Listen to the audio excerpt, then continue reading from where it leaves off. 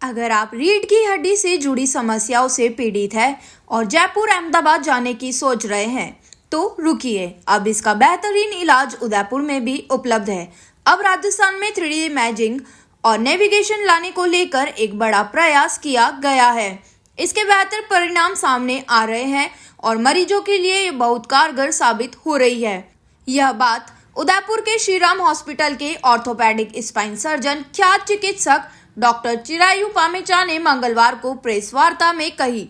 उदयपुर में उन्होंने रीढ़ की देखभाल के इस परिवर्तनकारी दृष्टिकोण पर अपने विचार और अनुभव साझा करते हुए कहा कि हमारे संस्थान ने 3D इमेजिंग और नेविगेशन की शुरुआत रीढ़ की हड्डी के विकारों वाले रोगियों के लिए शुरू कर दी है। यह यहाँ के रोगियों के लिए बहुत फायदेमंद और महत्वपूर्ण होगी। पामेचा ने बताया कि 3D इमेजिंग तकनीक में रीढ़ की हड्डी से उसके आसपास की संरचनाओं की 3D छवि बनाई जाती है। इससे डॉक्टर्स को शरीर के भीतर की संरचनाओं को एक स्पष्ट और विस्तृत रूप से देख सकते हैं। 3D इमेजिंग से रीढ़ की हड्डी की अवस्था का सटीक विश्लेषण कर सकते हैं, जिससे यह पता चल जाता है कि समस्या क्या है। नेविगेशन सिस्टम से सर्जन को अधिक सटीकता और विश्वसनीयता के साथ ऑपरेशन करने में मदद मिलेगी। ऑपरेटिंग रूम में आज उदयपुर में है।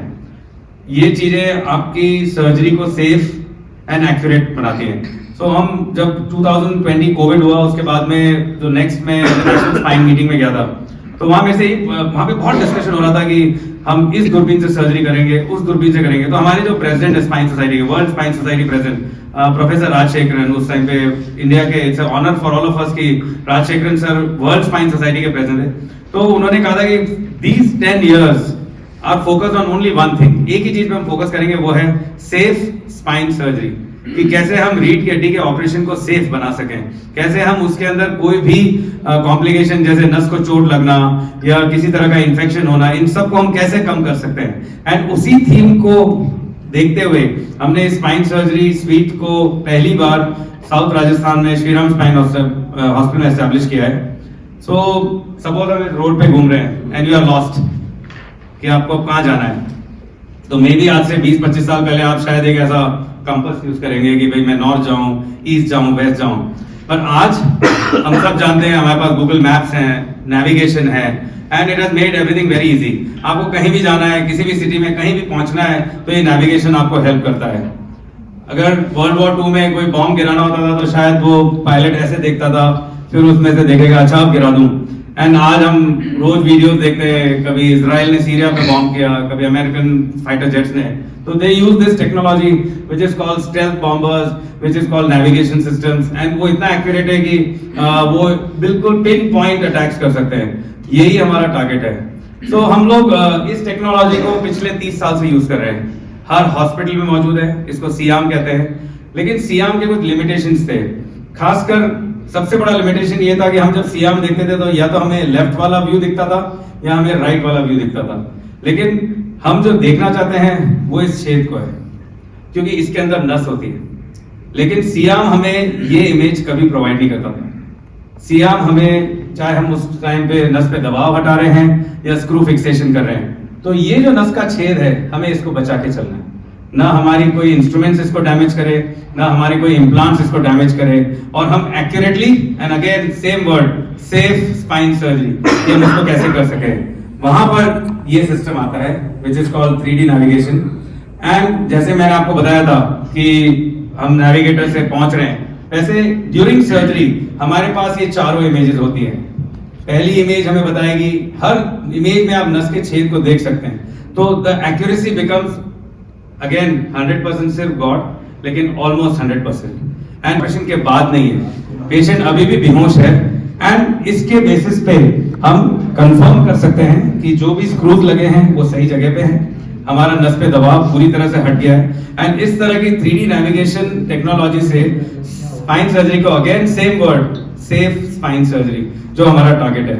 एंड दक्षिणी राजस्थान का, और प्रोबेबली आई विल से जो नियरेस्ट सेंटर यहाँ पर है, जहां पर ये फैसिलिटी अवेलेबल है, वो जयपुर है। Then there are I think 2 installations in Ahmedabad, 2 or 3 I think, I'm not sure। जैसे मुंबई में एक इंस्टॉलेशन है, दिल्ली में कुछ इंस्टॉलेशन है.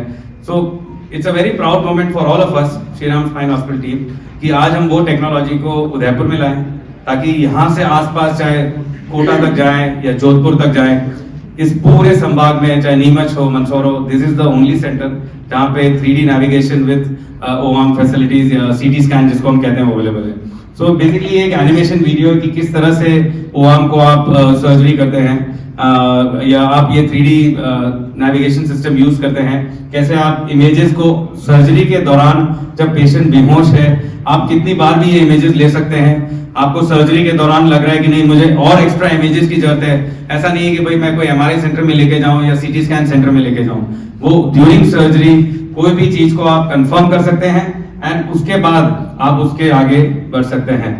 एंड इसीलिए बहुत ही कॉम्प्लेक्स सर्जरीज आजकल हर जना कहता है मुझे दूरबीन से सर्जरी करानी है. It's like a common thing. Her patient पूछता है कि क्या मेरी भी दूरबीन से सर्जरी हो जाएगी. तो मैं ये कह सकता हूं कि अगर सियाम यूज करते थे तो सपोज 20 to 30% केसेस ऐसे होते थे जिसको दूरबीन से संभव नहीं था. मुंबई में एक सेंटर है, जयपुर. सर ऐसा क्या रीज़न है कि अभी कुछ सालों में ही स्पाइन की जो दिक्कत है वो ज़्यादा सामने आने लगी है? Is it because of the barriers and the road?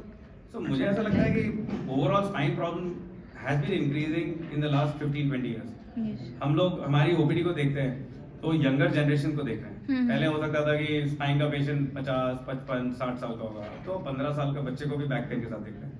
I think उसमें overall lifestyle, eating habits, studying habits, कोई एक्सरसाइज कर रहा है या नहीं कर रहा है, सबका रोल है उसमें.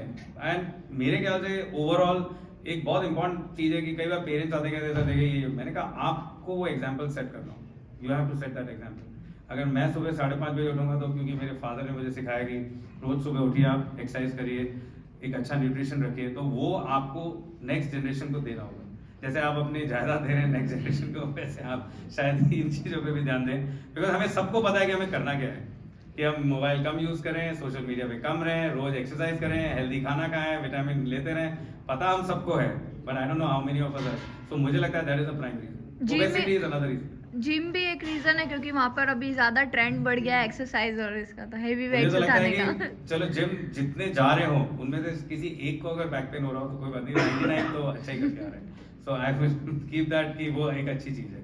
आपको लगता है कि आपको कोई पर्टिकुलर टाइप ऑफ एक्सरसाइज, चाहे कोई भी हो, चाहे आप योग कर रहे हो, योग कोई बहुत आसान एक्सरसाइज नहीं, लेकिन सीखे तो मेरे ख्याल से वो वर्ल्ड की सबसे साइंटिफिक एक्सरसाइज है. वो एक अकेली एक्सरसाइज है जो आपको फ्लेक्सिबिलिटी भी देती है और स्ट्रेंथ भी देती है. तो मुझे लगता है कि योग हर इंसान को अपने लाइफ में कुछ पोर्शन, कुछ समय योग को जरूर देना चाहिए, चाहे हफ्ते में 2 बार दें, 3 बार दें. एक एक्सीडेंटल में जैसे किसी की रीढ़ की हड्डी क्रैक हो जाती है जी, तो उसमें क्या यूज होता है? सी दिस इज, ये एक टेक्नोलॉजी है जिसका काम है स्पाइन सर्जरी में सेफ फिक्सेशन कर सके, स्क्रूज लगा सके और नस पे दबाव हटा सके. अब चाहे वो फ्रैक्चर का केस हो, चाहे वो स्लिप डिस्क का केस हो, चाहे वो कैंसर का केस हो, चाहे वो कोई TB का केस हो, हर स्पाइन सर्जरी के 3 ही पार्ट होते हैं. एक, अगर स्पाइन हिल गई है फ्रैक्चर के कारण या कोई कैंसर के कारण हड्डियां सड़ गई है, तो आप उसको स्टेबिलिटी देंगे. जैसे कोई फ्रैक्चर हो जाता है ना, अपन क्या करते हैं, हाथ में प्लेट लगा देंगे, पैर में रॉड लगा देंगे, वही हमारा काम है. दूसरा पार्ट है नस पे दबाव हटाना, वो भी जरूरी है, चाहे वो फ्रैक्चर का केस हो, चाहे TB का केस हो. अब आपने जो सवाल पूछा कि किसी की नस कट गई है और क्या वो रिकवर होगा, ये टेक्नोलॉजी एक सर्जिकल टेक्निक है. नेटवर्क के थ्रू देना चाहता हूँ कि स्पाइनल कॉर्ड इंजरी एक हार्ट अटैक की तरह है, और स्पाइनल कॉर्ड का अपना एक टाइम है. जितने समय में अगर आप स्पाइनल कॉर्ड को वापस स्टेबिलिटी दे दें और दबाव हटा दें तो रिकवरी के चांसेस बहुत अच्छे होते हैं, और उसको कहते हैं 3 hours to 8 hours.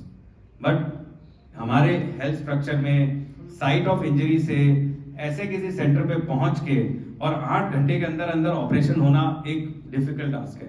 मे भी एक वेस्टर्न कंट्री जहाँ हेलीकॉप्टर्स पेशेंट को लेके जाते हैं, but this is the rule. लेकिन किसी के घर में है, आपके सामने है वो पेशेंट, तो 8 hours के अंदर अंदर जो पेशेंट ऑपरेट होते हैं उनमें रिकवरी के चांसेस बहुत बेहतर होते हैं इन कंपैरिजन टू सर. दूसरी चीज, हर इंसान को अपने 4 व्हीलर में कॉलर रखना चाहिए, सर्वाइकल कॉलर रखना चाहिए. कोई भी इंजरी हो, कहीं पे भी आप देखें, आप में से किसी की हो, सबसे पहले गर्दन का कॉलर पहना दीजिए, क्योंकि यहाँ की चोट बहुत मुश्किल से रिकवर होती है. और अगर किसी को एम्बुलेंस फैसिलिटी नहीं मिल रही है तो प्लीज पेशेंट को जब लिफ्ट अप करें उसको बांध दीजिए। हम लोग स्पाइन बोर्ड कहते हैं, लेकिन स्पाइन बोर्ड जब तक आपके पास पहुंचे, अगर एक नॉर्मल स्ट्रेचर पे भी है उसको रोल मत करिए, उसको बिठाइए मत, चेक मत करिए, उसको पानी मत पिलाइए, बिल्कुल भी मत पिलाइए, एंड स्पाइन स्टेबलाइज कर दीजिए। सर्वाइकल कॉलर, और ये आप कितनी मूवीज देखते होंगे, उनमें देखते होंगे कि एक स्ट्रेचर पे पेशेंट बिल्कुल ऐसा लग रहा है जैसे पट्टे से उसको बिल्कुल बांध दिया, हिल ही नहीं सकता। दैट इज द रीजन कि प्राइमरी इंजरी तो हो गई है जब एक्सीडेंट हुआ। मानिए कि सर अप्रॉक्सीमेटली पर सर्जरी जो इसमें हमें कुछ कंज्यूमेबल यूज करने होते हैं वो अराउंड 25 से 30,000, बाकी से मतलब आप ऑफ कोर्स ओआम चार्जेस लगा सकते हैं या जो भी ये टेक्नोलॉजी है उसके चार्जेस रख सकते हैं, बट हमने वो डिसाइड ओनली 30,000 रुपीज। अगर आपने परसों आपने देखा होगा तो आरजीएचएस ने भी इस न्यूरो नेविगेशन के लिए 30,000 रुपीज अप्रूव किए। वो इसकी कंज्यूमेबल कॉस्ट है, क्योंकि इसमें जो हम ग्लायॉन्स यूज करते हैं जिससे वो कैमरा से कम्युनिकेट करता है, 30,000 पर सर्जरी। सो श्रीराम स्पाइन हॉस्पिटल में स्पाइन स्वीट हमने इस्टेब्लिश किया है, एंड ये दक्षिणी राजस्थान का पहला स्पाइन स्वीट है। इसमें 3D navigation with 3D CT scan and neuro navigation install किया है। इससे स्पाइन सर्जरी को हम बहुत सेफ बना सकते हैं। ये एक अलग टेक्नोलॉजी है जो पूरे संभाग में यहाँ के मरीजों को बहुत हेल्प करेगी कि उससे स्पाइन सर्जरी की एक्यूरेसी, सेफ्टी, दूरबीन से स्पाइन सर्जरीज करना बहुत सेफ हो जाएगा, कुबड़पन की सर्जरीज बहुत सेफ हो जाएंगी। एंड मुझे लगता है कि हमारा ये टारगेट है कि श्रीराम स्पाइन हॉस्पिटल को इस टेक्नोलॉजी प्लस न्यूरो मॉनिटरिंग से एक वन स्टॉप स्पाइन सेंटर हो, एंड इस स्वीट से यहाँ के सभी पेशेंट्स को एंड सभी लोगों को बहुत फ़ायदा मिले। सर जो लोग अहमदाबाद जाने की रखते हैं तो क्या इससे लोगों को फ़ायदा मिलेगा यहाँ? मुझे ऐसा लगता है अहमदाबाद जाने वाले हमेशा रहेंगे।